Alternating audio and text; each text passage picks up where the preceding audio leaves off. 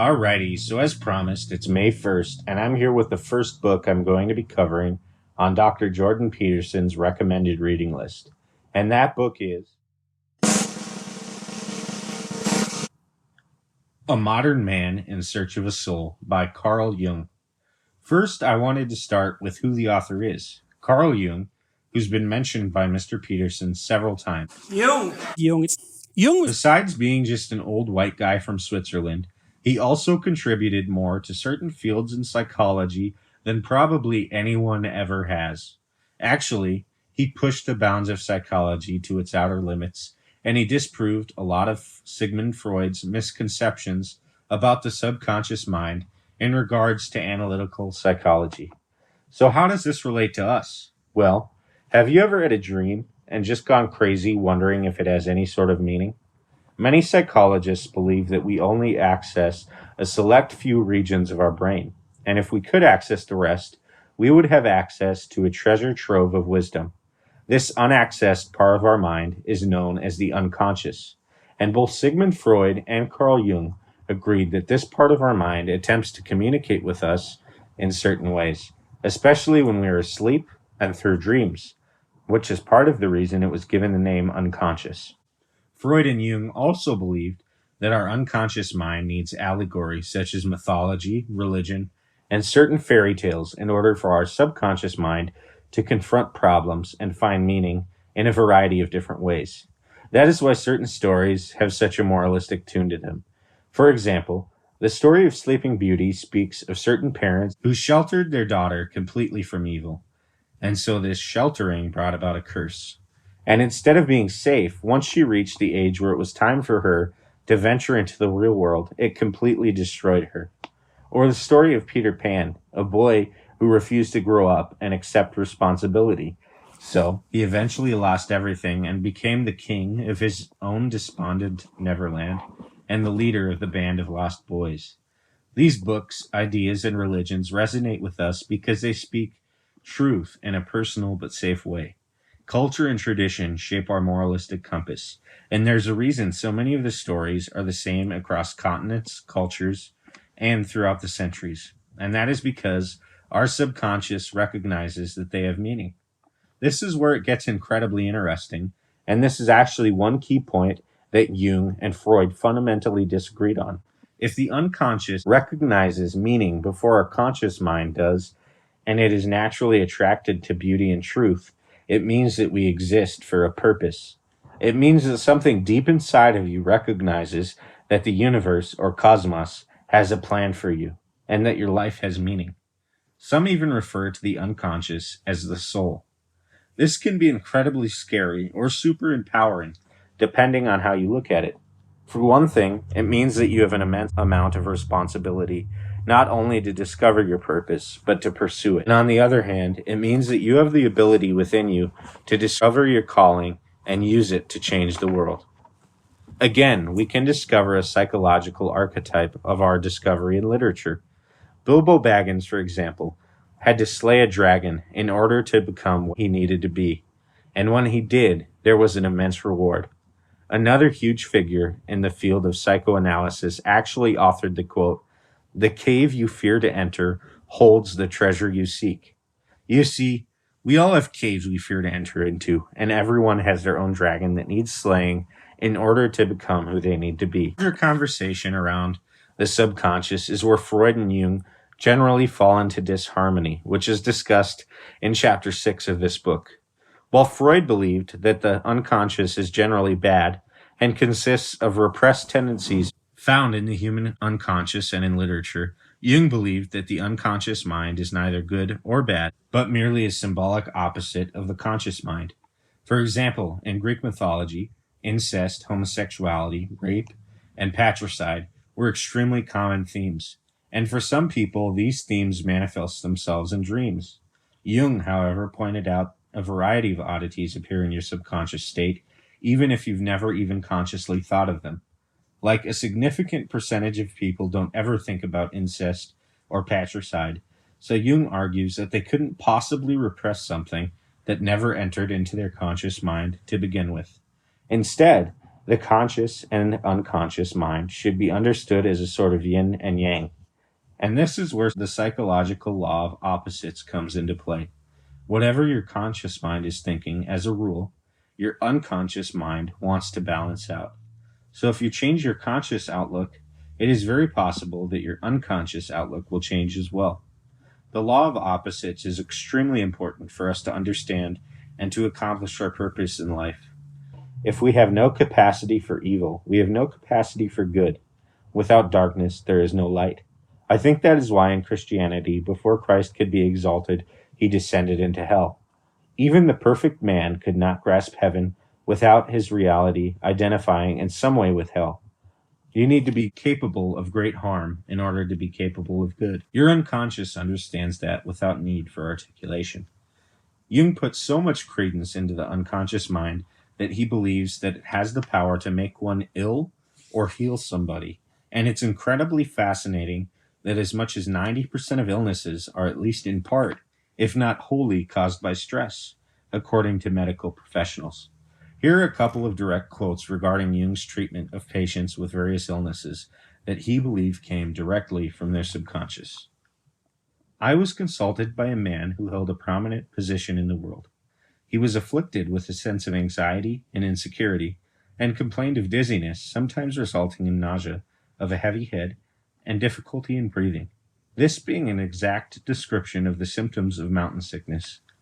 He had had an unusually successful career and had risen, with the help of ambition, industry, and native talent, from a humble origin as the son of a poor peasant. Step by step he had climbed, attaining at last an important post that offered him every opportunity for further social advancement. He had actually reached a place in life from which he could have begun his ascent into the upper regions, when suddenly his neurosis intervened. At this point of his story, the patient could not refrain from that stereotyped exclamation, which begins with the familiar words, "And just now, when I..." The fact that he had all the symptoms of mountain sickness was highly appropriate to the peculiar situation in which he found himself. He had brought with him to the consultation 2 dreams of the preceding night. The first dream was as follows. I am once more in the small village where I was born. Some peasant boys who went to school with me are standing together in the street. I walk past them, pretending not to know them. I hear one of them, who is pointing at me, say, "He doesn't often come back to our village." No tricks of interpretation are needed to recognize and to understand the allusion to humble beginnings of the dreamer's career. The dream says quite clearly, "You forget how far down you began." Here is the second dream. I am in a great hurry because I am going on a journey. I hunt up my baggage but cannot find it. Time flies and the train will soon be leaving. Finally, I succeed in getting all of my things together. I hurry along the street, discover that I have forgotten a briefcase containing important papers, and dash breathlessly back again, find it at last, and then run towards the station, but make hardly any headway. With a final effort, I rush onto the platform, only to find the train steaming out into the yards. It is very long and runs in a curious S-shaped curve. It occurs to me that if the driver is not careful and puts on full steam when he comes to the straight stretch, the rear coaches will be on the curve and it will be thrown over by the speed of the train. As a matter of fact, that driver opens the throttle as I try to shout. The rear coaches rock frightfully and are actually thrown off the rails. There is a terrible catastrophe, and I awake in terror. Here, too, we can understand without much difficulty the situation represented by the dream. It pictures the patient's frantic haste to advance himself still further. Since the driver at the front of the train goes thoughtlessly ahead, the coaches behind him rock and finally overturn. That is, a neurosis is developed. It is clear that, at this period of his life, the patient had reached the highest point of his career, and that the effort of the long ascent from his lowly origin had exhausted his strength. He should have contented himself with his achievements, but instead he is driven by his ambition to attempt to scale heights of success for which he is not fitted. The neurosis came upon him as a warning. Carl Jung then goes on to tell about how he did not listen to Jung's view, and his life went drastically wrong in his profession and beyond because he did not heed his unconscious's warning. Another example from the book goes as follows. I am reminded of a case which is very instructive in this connection. It concerns a highly intelligent young man who had worked out a detailed analysis of his own neurosis after a serious study of medical literature. He brought me his findings in the form of a precise and well-written monograph fit for publication and asked me to read the manuscript and tell him why he was not cured. He should have been, according to the verdict of science as he understood it. After reading his monograph, I was forced to grant him that, if it were only a question of insight into the causal connections of a neurosis, he should in all truth be cured. Since he was not, I suppose this must be due to the fact that his attitude to life was somehow fundamentally wrong, though I had to admit that all his symptoms did not betray it. In reading his accounts of his life, I had noticed that he often spent his winters at St. Moritz or Nice. I therefore asked him who paid for these holidays, and it thereupon came out that a poor schoolteacher who loved him had cruelly deprived herself to indulge the young man in these visits to pleasure resorts. His want of conscience was the reason of his neurosis, and it is not hard to see why scientific understanding failed to help him. His fundamental error lay in his moral attitude. He found my way of looking at the question shockingly unscientific, for morals have nothing to do with science. He supposed that, by invoking scientific thought, he could spirit away the immorality which he himself could not stomach. He would not even admit that a conflict existed because his mistress gave him the money of her free will. We can take what scientific position we choose. There remains the fact that the large majority of civilized persons simply cannot tolerate such behavior. The moral attitude is a real factor in life, which the psychologist must reckon if he is not to commit the gravest errors. The psychologist must also remember that certain religious convictions not founded on reason are a necessity of life for many persons. This illustrates something extremely interesting, which these two dreams knock at the heart of. Not only does our unconscious recognize meaning, it also recognizes morality. In fact, as Jung puts it, a psyche without the allowance for the existence of the divine or spiritual matters limits psychology to a mere flickering of electrons in the human brain. No free will, and it would require for this flickering of energy to have some sort of moral code and knowledge of purpose and meaning in one's life. In my humble opinion, that requires an even greater amount of belief than the belief in a God.